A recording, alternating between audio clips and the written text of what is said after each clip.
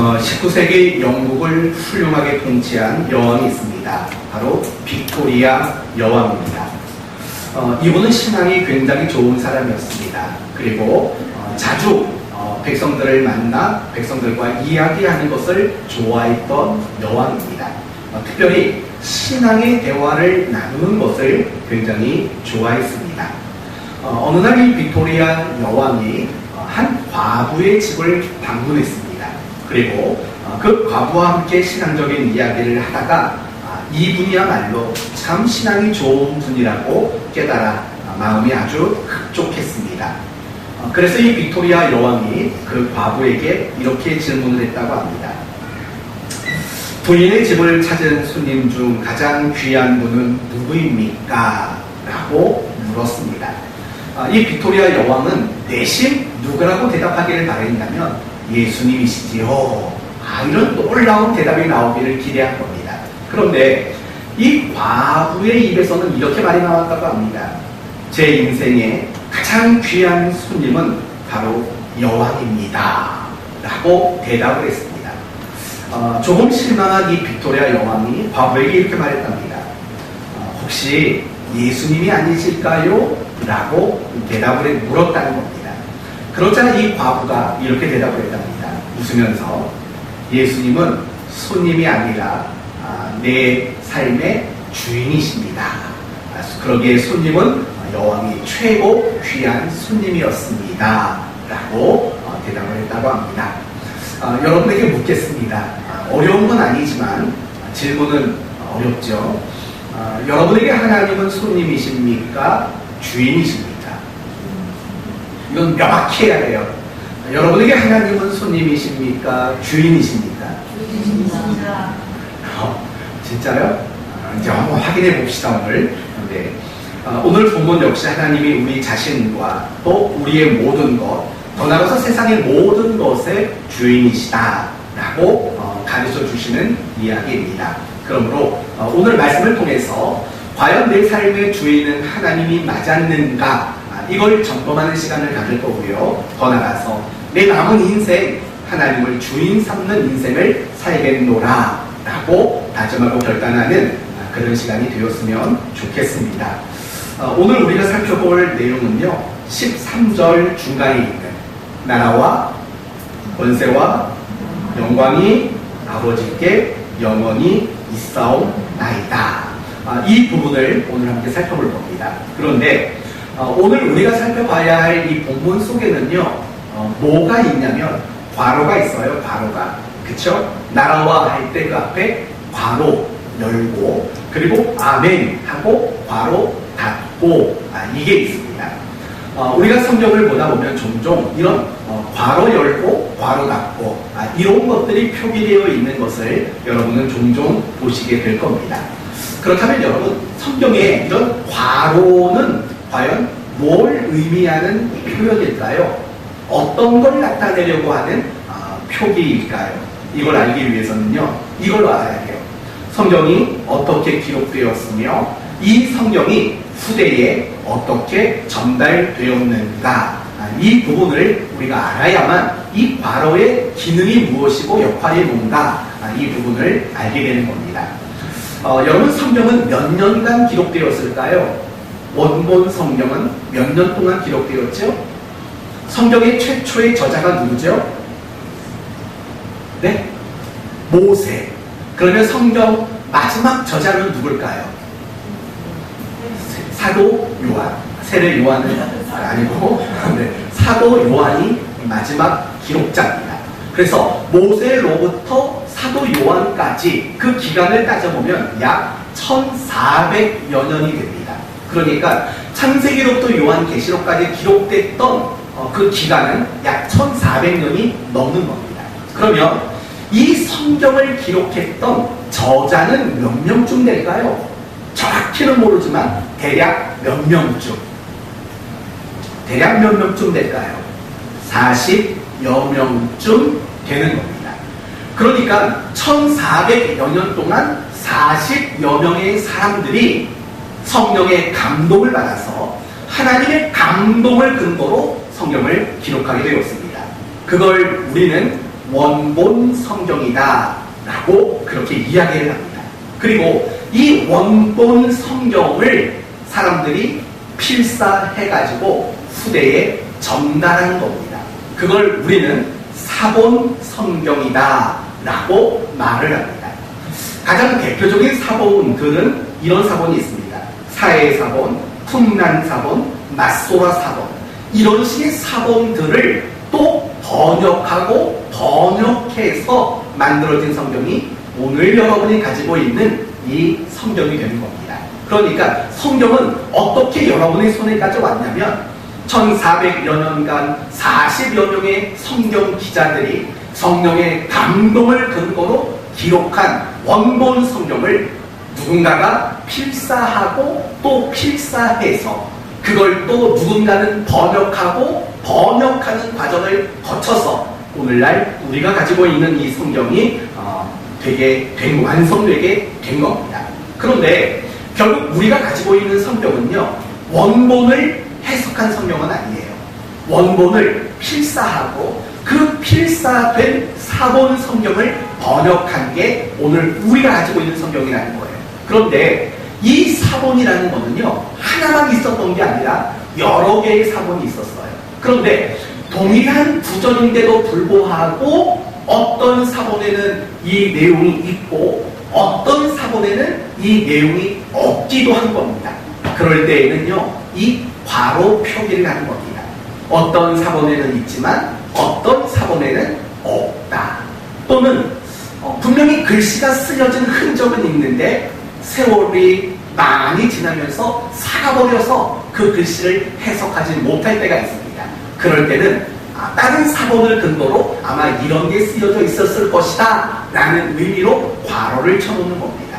또는 그 의미하는 뜻이 뭔가를 풀어주기 위해서도 이 괄호의 내용을 삽입하기도 합니다. 그런 의미로 괄호가 성경에 쓰여지는 겁니다. 그런데 성경을 보면 괄호만 있는 게 아닙니다. 꺽쇠 괄호도 있습니다. 그러니까 동그란 괄호도 있지만 이렇게 꺾어서 나오는 괄호 있잖아요. 그 꺽쇠 괄호도 있어요. 그러면 그 꺽쇠 괄호는 뭐냐? 그거는 후대 사람들이 신앙 안에서 조금 첨가하고 조금 더 덧붙인 내용일 때 이 꺽쇠 괄호를 합니다. 가장 대표적인 본문이 어디냐면 요한복음 8장을 보시면 현장에서 가늠하다 붙잡힌 여인의 이야기가 나와요. 그 여인의 이야기를 보면 8장 1절을 보면 한번 찾아보고 계시나 보네요. 찾아보세요. 8장 1절 무렵에 보면 꺽쇠 괄호가 표기가 되어 있을 거예요. 있나요? 안 됐나요? 있죠? 네, 맞아요. 꺽쇠 괄호가 있어요.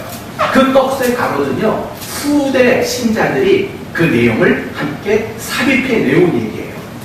그러나 중요한 것은 뭐냐면요, 괄호가 있고 꺽쇠 괄호가 있다고 해서 성경 권위가 떨어지는 것은 아니에요. 왜 그러냐면 성경의 원본이 기록될 때에도 성령의 감동으로 기록된 거고, 그 원본 성경을 복사하고 필사하는 가운데에도 그에 준하는 성령의 감동이 있었던 거고, 또 사본 성경을 번역하는 그 과정 속에서도 그와 준하는 성령의 감동이 있기 때문이에요. 그렇기 때문에 우리가 가지고 있는 이 성경은 정확무한 하나님의 말씀이라는 사실에 대해서 우리는 조금도 의심할 여지가 없는 겁니다. 이제 오늘 본문을 살펴보도록 합시다. 나라와 권세와 영광이 아버지께 영원히 있사옵나이다 라고 말합니다. 무슨 뜻일까요? 이런 뜻입니다. 모든 게 다 하나님의 것입니다 라는 뜻이에요. 모든 나라, 이 세상에 있는 나라와 하나님의 나라, 모든 나라는 하나님의 것입니다. 세상에 가지고 있는 모든 권세도 하나님의 것입니다. 세상의 모든 영광도 하나님의 것입니다 라는 뜻이에요.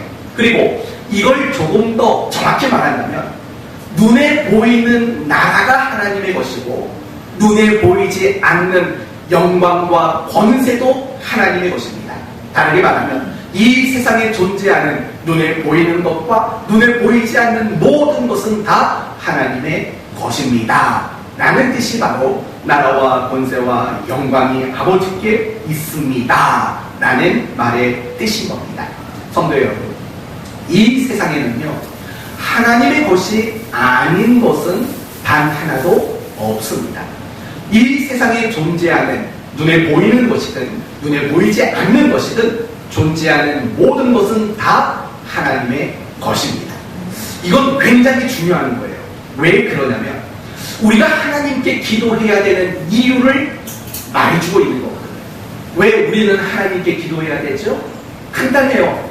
모든 것의 주인은 누구이기 때문에? 하나님이기 때문이라는 거예요. 나의 기도를 결정짓는 그 주권자도 바로 하나님이시기 때문이다 라는 굉장히 의미 있는 성령이 바로 오늘 본문의 내용이라는 거예요. 사랑하는 성도 여러분, 여러분은 기도가 뭐라고 생각이 드십니까? 기도는요 단지 내가 원하고 바라는 것을 하나님께 구하는 것만 기도가 아닙니다. 사실은요 이 기도는 하나님이 나의 모든 것의 주인이십니다, 이걸 인정하는 행위예요. 그리고 더 나아가서 기도라는 것은 내가 하나님이 모든 것의 주인이라는 사실을 더 배워가는 과정이 사실은 기도에 있다라는 거예요.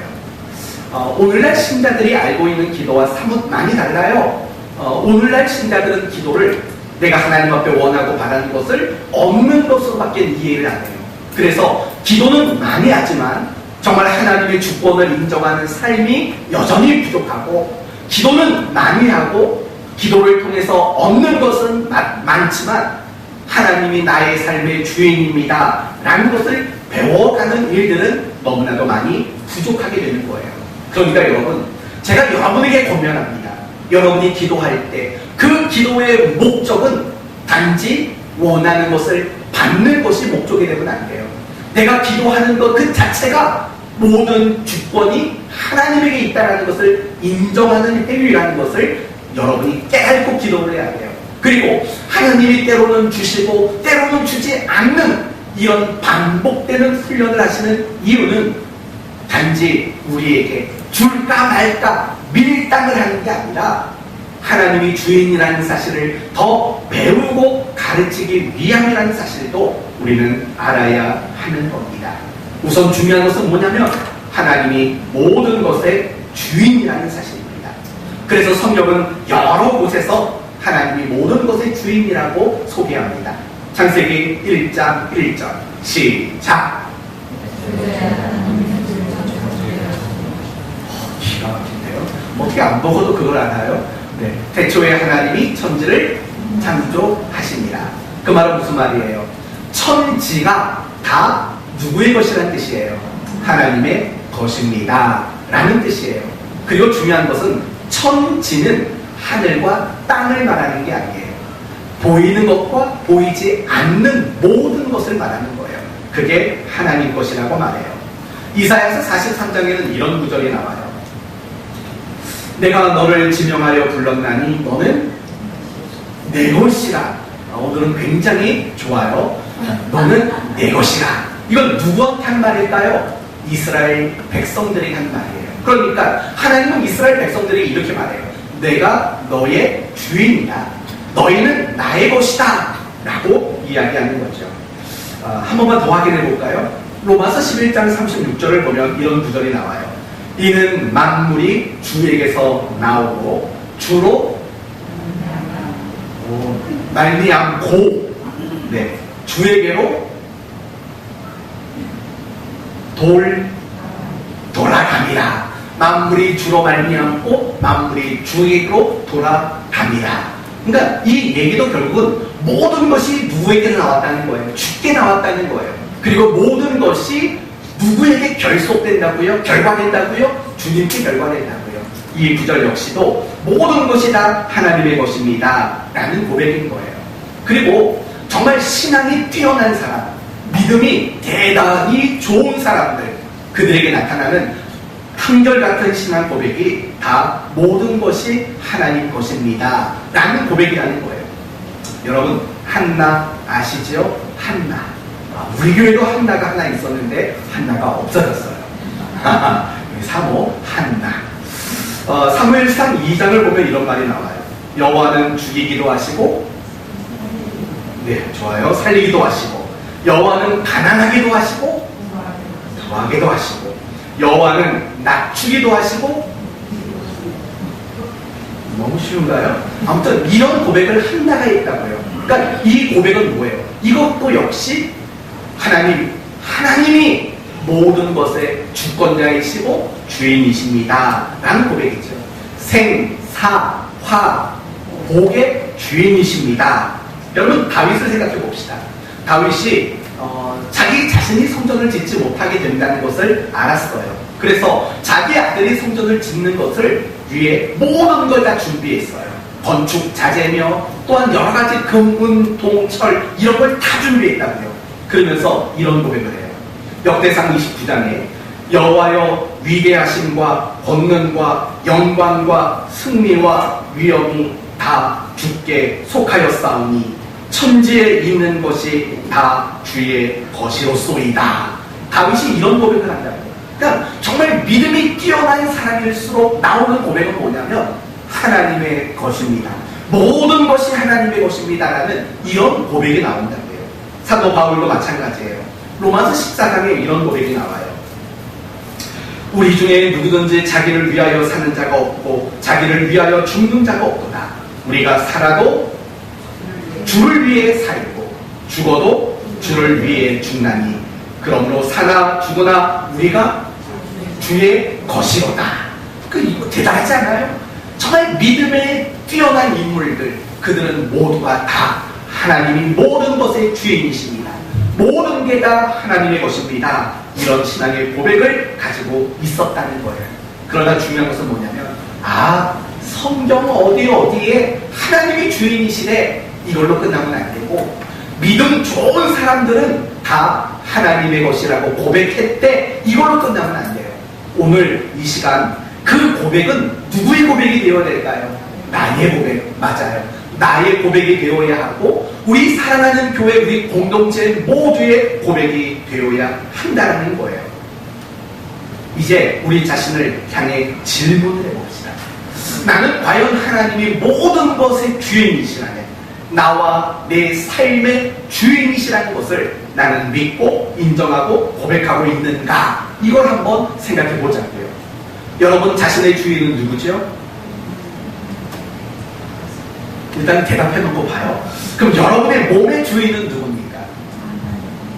그래요? 여러분의 돈의 주인은 누구십니까? 여러분의 생각의 주인은 누구시죠? 오늘 인영이가 대답을 진짜 잘해요. 그러면 여러분의 시간의 주인은 누구십니까? 진짜 맞아요? 정말 하나님이신가요? 그래요. 일단 다 확인하게 될 거니까 그렇다고 칩시다. 혹시라도 아니요, 내 인생은 내 겁니다. 옛날 가요에 그런 거 있었죠. 내 인생은 나의 것, 이런 가요가 있었는데 정말 그런 식으로 여러분 생각하고 있지 않나요?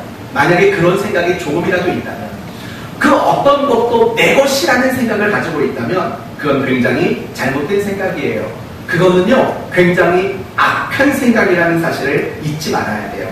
왠지 아세요? 그건 착각이기 때문에 그래요. 여러분에게 한번 이 부분을 확인시켜 드릴게요. 내 것이라고 생각하는 것이 얼마나 큰 착각인가, 이 부분을 여러분에게 확인시켜 드릴게요. 오늘은 누구에게 물어볼까요? 조신 분이 없으니까 물어보기가 좀 오늘은 어려운데 잠이 조금 오려고 하는 분에게 물어볼게요. 내용아, 지난주에는 설교 시간에 자꾸 저한테 인사를 해가지고 너무 당황스러웠는데 오늘은 졸지 않아요. 지금 약간 눈이 떨리는 정도까지만 와 있어요. 물어볼게요. 내 것이란 뭐죠? 내 것.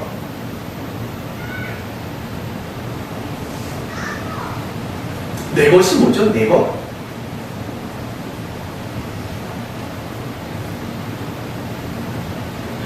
옛날에 그거 있잖아요. 선생님이 하도 애들이 좋으니까 이제 막 질문하기 시작해요. 그러면 그때부터 학생들이 정신이 바짝 돌아오는 거. 지금 딱 그 분위기였어요. 그럼 다른 친구에게 물어볼게요. 이놈아, 내 것이 뭘까요? 내 것. 내 것이 하나니까 너무 많이 나갔다. 보통 사람들은요, 내 것을 이렇게 생각해요.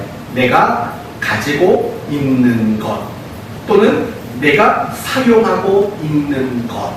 보통 사람들이 생각하는 내 것이란 바로 그 범주 안에 국한되어 있을 때가 많아요. 그러나 틀렸어요. 내가 가지고 있고 내가 그걸 사용하고 있다고 해서 그건 내 것이라고 말할 수가 없어요. 예를 들면 이런 거예요. 어쩌면 지금 예배 드리는 여러분 가운데는요, 교회 비치용 성경을 가지고 계신 분이 있어요. 지금 내가 가지고 있어요. 그리고 내가 지금 그것을 사용하고 있어요. 그럼 묻습니다. 그게 여러분의 성경책입니까? 아니에요. 내가 가지고 있고 내가 사용하고 있다고 해서 그게 내 것이라고 말할 수가 없어요. 요즘에는 렌탈 제품이 굉장히 많아요. 자동차도 렌탈이 있고, 뭐 정수기도 렌탈이 있고, 뭐 요즘에 심지어 침대도 렌탈을 한다면서요. 렌탈비 내면 정기적으로 관리해주고, 뭐 정기적으로 제품을 교환해주고, 뭐 렌탈이 있다면서요. 그건 묻습니다. 렌탈해서 내가 가지고 있어요. 그리고 내가 쓰고 있어요. 그러면 그건 내 걸까요? 우리 교회도 정수기 렌탈이에요. 저게 우리 걸까요? 사실은 우리 게 아니에요. 내가 가지고 있고 내가 쓰고 있지만 그건 내 게 아니에요. 자동차도 렌탈하는 자동차가 있어요. 그 자동차를 내가 가지고 있고 내가 열쇠가 있고 내가 그걸 쓰고 있어요. 그러면 그건 내 거일까요? 아니에요. 내 거라는 것은 결국은 뭐냐면 내가 내 마음대로 할 수 있어야지만 그건 내게 되는 거예요. 렌탈은 내가 가지고 내가 쓰고 있지만 내 마음대로 못해요. 그렇지 않나요? 그건 내게 아니라는 거예요.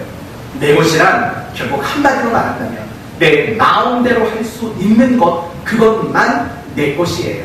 그렇다면 우리가 내 삶의 모든 것을 한번 여기에 대입시켜 보자고요. 여러분에게 먼저 해봅시다. 생명 내 것일까요? 아니에요. 왜 아니죠? 생명을 내 마음대로 못하잖아요. 그러면 여러분의 몸, 육체는 내 것일까요? 아니에요. 왜요? 내 마음대로 안 돼요. 제가 요즘에 거울을 볼 때마다 슬퍼지고 있어요. 미간이 주름이 자꾸 생겨요. 여기 자꾸 들어가요. 팔자 주름이 생겨요. 우리 딸이 가끔씩 머리를 들추면서 왜 속이 하얘?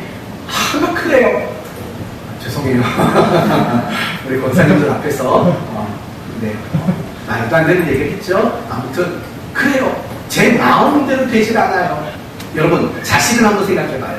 여러분 자식 얼마나 배 아파서 낳으셨어요. 키우느라고 얼마나 고생하셨어요.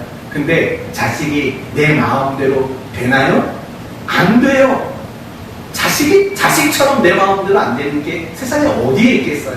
내 마음대로 안 돼요. 사업은 내 마음대로 되시나요? 그것도 내 마음대로 안 돼요. 그러면 직장 생활은 내 마음대로 되시나요? 그것도 안 돼요. 학교 생활은요?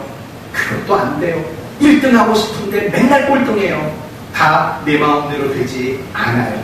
내가 어떤 계획을 세우고 있어요. 내가 어떤 뜻을 가지고 있어요. 그게 내 건가요? 아니에요. 왜요? 내 뜻과 내 계획대로 되어지질 않아요. 그렇기 때문에 내가 가지고 있는 것들 중에서 정말 내 거다 라고 자신있게 말할 만한 것들은 하나도 존재하지 않는 거예요. 어떤 면에서는 내 것이라고 말할 수 있는 것은 없어요. 그러나 모든 것은 하나님의 것이에요. 왠 줄 알아요? 하나님이 주인이시니까. 하나님은 마음대로 할 수 있으니까. 예를 들어 봅시다. 하나님은 태양의 주인이시에요. 그래서 이스라엘 백성들이 가나안 땅을 점령할 때 시간을 더 늘려주기 위해서 태양을 멈추도록 만드시거나 또는 누군가를 위해서 태양을 물러나게 만드는 일도 하나님은 하셨다고요. 하나님은 그 일을 어떻게 하세요? 왜 할 수 있지요? 단지 능력이 많아서가 아니라 능력 많으시죠? 하나님이 그것의 주인이기 때문에 그거를 마음대로 하실 수 있는 거예요. 하나님은 바다의 주인이에요. 그래서 하나님은요, 이스라엘 백성들이 어디를 건너가도록 해주셨죠? 홍해 바다를 건너가도록 이 바다를 갈라주셨어요. 바다의 주인이기 때문에 바다를 마음대로 하실 수 있는 거예요. 하나님은 땅의 주인이세요. 그래서 그 메마른 땅에서도 물이 샘솟아 나도록 만드실 수 있는 거지요. 땅과 물의 주인이시기 때문에 가능한 거예요. 하나님은 모든 동물의 주인이세요. 그래서 엘리야 선지자가 배고파할까 어떤 짐승에게 먹을 걸 물어다 주셨죠? 까마귀를 통해서 엘리야를 먹일 수 있게끔 먹이를 가져다 주도록 만드셨어요. 하나님은 그렇게 할 수 있어요. 왜냐하면 동물의 주인이니까. 하나님은 모든 자연 법칙의 주인이세요. 그러니까 쇠도끼가 물 위에 떠오르도록 또 만드실 수 있었던 거죠. 하나님은 생명의 주인이세요. 하나님은 모든 것의 주인이세요. 그러니까 그분은 마음대로 하실 수 있는 분이라는 거예요. 나라와 권세와 영광이 아버지께 있습니다라는 뜻은 바로 여기에 있는 거예요. 모든 것은 내 것이 아니라는 거예요. 모든 것 다 하나님의 것이라고 말하고 있는 거예요. 그렇다면 우리는 모든 것이 하나님의 것이라는 사실을 이제 확인했습니다. 이제 우리가 해야 할 일이 두 가지가 있어요. 첫 번째는 아까 말씀드린 대로 나는 정말로 하나님이 모든 것의 주인이라는 사실을 인정하고 있는가를 확인하는 거예요. 내가 하나님이 모든 것의 주인이라는 것을 확인하는 방법은 간단해요. 그 하나님을 따라가느냐, 내가 그 하나님 말씀에 뭐 하느냐? 순종하느냐, 그것만 보면 내가 하나님을 모든 것의 주인으로 인정하는가 그렇지 못하는가가 충분히 확인될 수 있는 거예요. 어떤 두 사람이 길을 가고 있었어요. 그 두 사람 뒤쪽에 개 한 마리가 있었어요. 물어볼게요. 이 개의 주인은 누굴까요? 알 수 없어요. 그런데 갈림길이 나왔어요. 한 사람은 오른쪽으로 갔고 또 한 사람은 왼쪽으로 갔어요. 이 개의 주인은 누굴까요? 그 주인을 따라간 사람이 바로 그 개의 주인인 거죠. 그 개가 따라간 그 사람이야말로 그 개의 주인일 수밖에 없는 것 아니겠어요? 마찬가지예요. 정말 내가 하나님을 따라가고 그분의 말씀을 따라가지 않는다면 사실은 우리는 그분을 나의 주인이라고 인정하고 있는 게 아니에요. 그런데도 불구하고 나는 하나님은 내 삶의 주인이시고 나의 모든 것의 주인입니다. 말은 하지만 따라가지 않는다면 그건 악한 종인 거죠. 그렇지 않을까요? 여러분 자신을 점검해 보셔야 돼요. 나는 정말 하나님을 따라가고 있는지, 나는 하나님의 말씀을 따라가고 있는지를 생각해 보셔야 돼요. 그게 있어야지만 하나님이 주인이라는 사실을 인정하는 선거라고 말할 수 있는 거예요. 어때요? 여러분은 하나님의 말씀을 순종하고 하나님을 따라가는 그 일들을 과연 여러분은 하고 계세요? 아니면 여전히 자기 소견에 오는 대로, 자기 생각대로, 자기 기분대로, 자기 감정대로, 자기 생각대로, 자기만의 그 의견대로 그렇게 살아가고 있지는 않나요? 만약에 그렇다면 여러분은 미안하지만 하나님이 주인이라는 사실을 부정하고 있는 신자인 거예요. 악한 신자일 수밖에 없는 거예요. 사랑하는 성도 여러분, 하나님이 여러분과 여러분 자신의 모든 것의 주인이라는 사실을 순종으로 인정받을 수 있는 여러분이 되시기를 바랍니다. 또 한 가지 하셔야 할 일이 있어요. 고백하는 일이에요. 모든 것이 하나님의 것입니다. 나와 내 삶의 모든 것이 하나님의 것입니다. 라는 이런 고백을 여러분은 하셔야 돼요. 한번 따라해 볼까요? 모든 것이 하나님의 것입니다. 모든 것이 하나님의 것입니다. 나와 내 삶이 하나님의 것입니다. 진심으로 하셨죠? 하나님은 굉장히 기뻐하셨을 겁니다. 그러나 중요한 것은요, 하나님이 모든 것의 주인이십니다. 하나님은 나와 내 삶의 주인이십니다라는 고백이 하나님께만 기쁨이 되는 고백은 아니에요. 여러분에게도 굉장히 유익이 되는 고백이라는 사실을 잊지 말아야 돼요. 왜냐하면요, 모든 게 하나님의 것입니다. 하나님은 나와 내 삶의 주인이십니다라는 이 고백을 가지고 살아가는 사람은 강하고 능력이 있거든요. 언제 어디에 갖다 놔도 정말 그리스도인답게 살 수 있는 사람이 될 수 있기 때문이라는 거예요. 욥이라는 사람을 생각해 볼까요? 욥은 신앙이 참 좋은 사람이었어요. 10 자녀가 있었고 굉장히 많은 물질적 복도 누리고 있었던 사람이에요.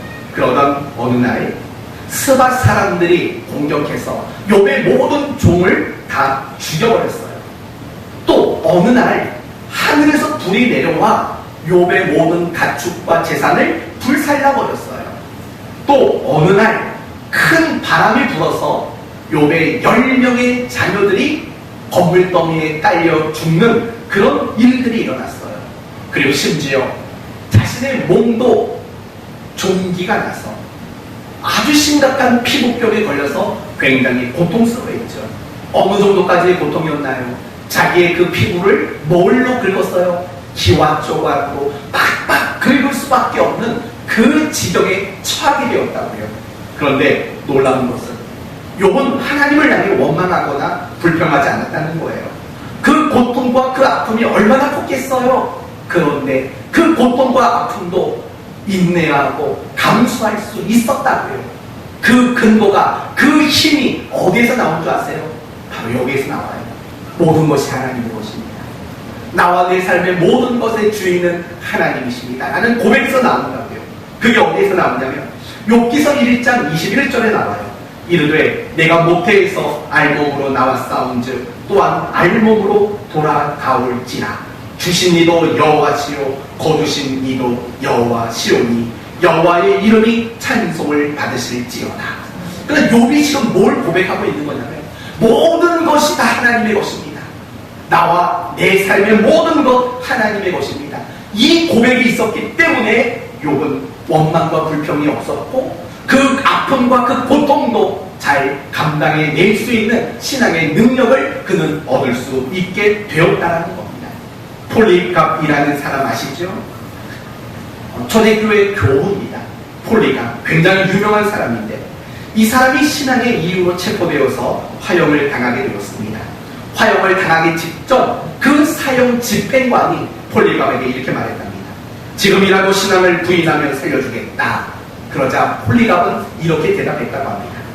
나의 주인님이신 하나님이 지난 86년간 나를 부인한 적이 없는데 내가 어찌 주인님을 부인하겠소. 어서 불을 붙이시오. 어서 불을 붙이시오. 라고 고백하며 화형당에 순교했다고 합니다. 제가 여러분에게 뭘 말하는지 아세요? 정말 하나님이 나의 모든 것의 주인이십니다. 하나님의 주권을 인정하고 고백하는 이런 신앙을 가지고 있는 사람은 어떤 순간 속에서도 자유와 평안과 능력을 가질 수 있는 신자가 된다는 거예요. 왜냐하면 하나님이 나의 주인 되시고 그분은 선하고 거룩하시고 모든 능력과 권세를 가지셨고 무엇보다 나를 사랑하시고 나를 선하고 복되게 인도하시고 책임져 주실 분이라는 것을 믿기 때문인 거죠. 그런 고백이 너무 중요한 거예요. 아무것도 아닌 고백이라고 생각하지 마세요. 하나님은 모든 것의 주인입니다. 내 삶에 일어나는 모든 환경과 모든 상황과 모든 현실의 주인이십니다. 나와 내 삶의 주인이 되십니다라는 이 고백을 가져야만 여러분은 비로소 여러분이 가지고 있는 모든 염려와 불안과 두려움에서부터 여러분은 벗어날 수 있게 되는 겁니다. 진정한 평안과 진정한 자유와 어떤 환경 속에서도 넉넉히 감당해내는 그런 신앙의 능력과 담대함을 비로소 가지게 되는 거죠. 그러나 이 고백이 없어지면 어떤 일이 일어날 줄 아십니까? 염려라는 거인에 붙잡히게 됩니다. 두려움이라는 거인에 붙들리게 됩니다. 의심이라는 거인, 절망이라는 거인에 붙잡혀 살 수밖에 없는 겁니다. 왠 줄 아세요? 하나님이 주인이라는 것을 인정하고 고백하지 않는다는 것은 결국에는 내가 주인이라는 착각 속에 사는 거죠.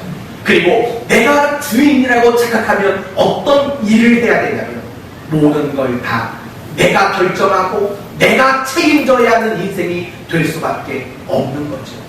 내가 책임져야 하는 인생, 얼마나 불행하고 얼마나 염려와 두려움이 많은 인생이겠습니까? 김효선 집사님, 우리 은채가 내일은 뭘 먹을까 염려하는 거 보셨어요? 비가 많이 온다고 우리 집 떠내려가지 않을까? 이것 때문에 두려워하는 거 보셨어요? 안 그래요? 우리 은채는 어떤 일이 있어도 하나도 염려하지 않아요. 하나도 두려워하지 않아요. 왠 줄 알아요? 부모가 있잖아요. 엄마가 있고 아빠가 있잖아요. 은채는 염려와 두려움이 없다고요. 그런 때 김효선 집사님은 염려가 있나요? 없나요? 두려움이 있나요? 없나요? 왜 웃어요? 만약에 있다면 사실은 은채한테 배우셔야 돼요. 하나님이 내 아버지라고, 그리고 하나님이 내 삶의 모든 것의 주인이라는 그 고백이 부족하기 때문 아닐까요? 좋은 예화가 되어주셔서 감사합니다. 우리 모두의 이야기인 거예요. 여러분의 삶에 염려가 많고 여러분의 삶에 두려운 게 많다는 것, 결국 내가 주인이라고 착각하는 거죠. 내가 다 책임져야 된다라는 자리에 나를 얽어매어 놓은 거죠. 평안하기를 바라고 자유하기를 바라요. 여러분이 그 모든 불안과 염려와 두려움에서 벗어나기를 바라요. 어떻게 해요? 하나님이 모든 것의 주인이십니다. 하나님이 나와 내 삶의 주인이십니다라고 인정하고 여러분의 입술로 고백하세요. 그럴 때 비로소 여러분이 가지고 있는 모든 염려와 두려움과 불안과 근심에서 벗어날 수 있게 된다는 거예요. 어떤 인생을 사시겠어요? 하나님이 책임져 주시는, 하나님이 나의 삶의 주인으로서 책임져 주시는 인생을 사시겠어요? 아니면 내가 주인 노릇하며 내 스스로가 모든 걸 책임져야 하는 인생을 사시겠어요? 어떤 인생을 사시겠어요? 당연히 하나님이 주인 되신 인생을 살아야 마땅하지요. 그런 의미로 한 번 더 고백해 볼까요? 하나님은 모든 것의 주인이십니다. 하나님은 나와 내 삶의 주인이십니다. 이 고백으로 살아가는 여러분 되시기를 바랍니다. 끝으로 여러분이 하나님이 주인이라는 걸 알고 인정하고 고백하고 여기서 멈추면 안 됩니다. 하나만 더 나가십시오. 어디까지 나가느냐? 나의 주인이신 그 하나님을 위에 사는 자리까지 나가는 여러분이 되었으면 좋겠습니다. 나라와 권세와 영광이 아버지께 있습니다. 결국 이 말은 이런 거죠. 우리의 삶의 목적은 하나님의 영광을 위함입니다 라는 고백인 거예요. 고린도전서 6장 20절 값으로 산 것이 되었은즉 그런즉 너희 몸으로 하나님께 무엇을 돌리라? 영광을 돌리라. 고린도전서 10장 31절 너희가 먹든지 마시든지 무엇을 하든지 다 하나님 영광을 위하여 하라. 결국 이 모든 내용들은 뭐냐면 우리의 삶이 정말 하나님을 위한 삶이 되어져야만 한다는 거예요.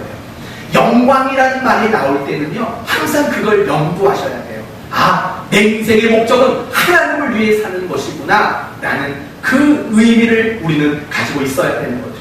존 칼빈은 이렇게 말했어요. 모든 수고는 내가 하고 모든 영광은 하나님이 받으시옵소서 라고 고백하며 그는 살았다는 거예요. 여러분은 지금 누구를 위해 사시나요? 내 자신을 위해 사시나요? 내 자식과 내 부모를 위해 사시나요? 예, 나쁘지 않습니다. 그러나 더 중요한 것은 우리 모두는 나의 주인님 되시는 하나님을 위해 살아야 마땅하다는 사실을 우리는 잊지 말아야 돼요. 왜냐하면 그 하나님이 예수 그리스도의 핏값이라는 것을 지불함으로 우리를 값주고 사셨기 때문입니다. 그분은 나의 삶의 주인이 되시기 때문인 거죠.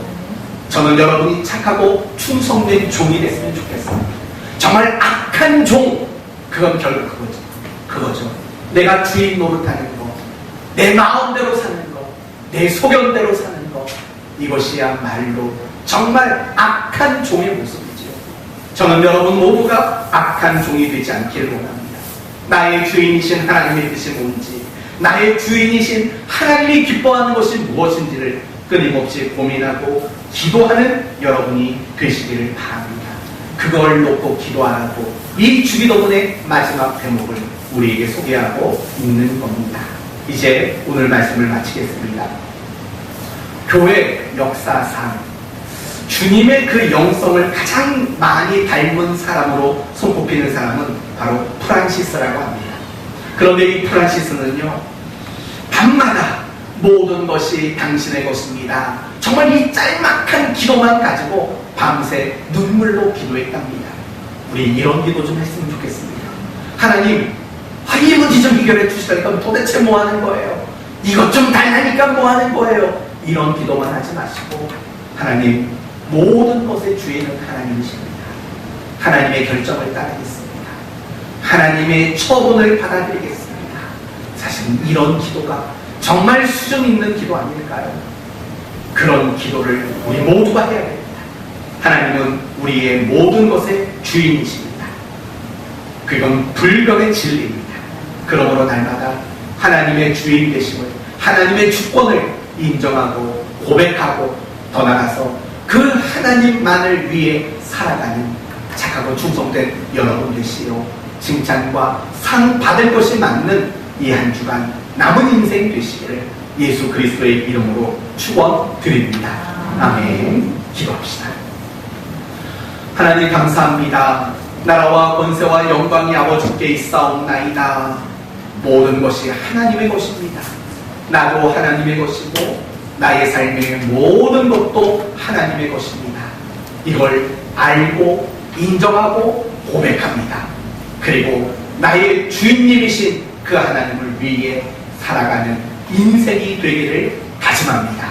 우리 성도들의 이 다짐과 결심을 주님 기쁘시게 받으시고 그런 삶을 살아갈 수 있도록 성령의 은혜를 더하여 주옵소서.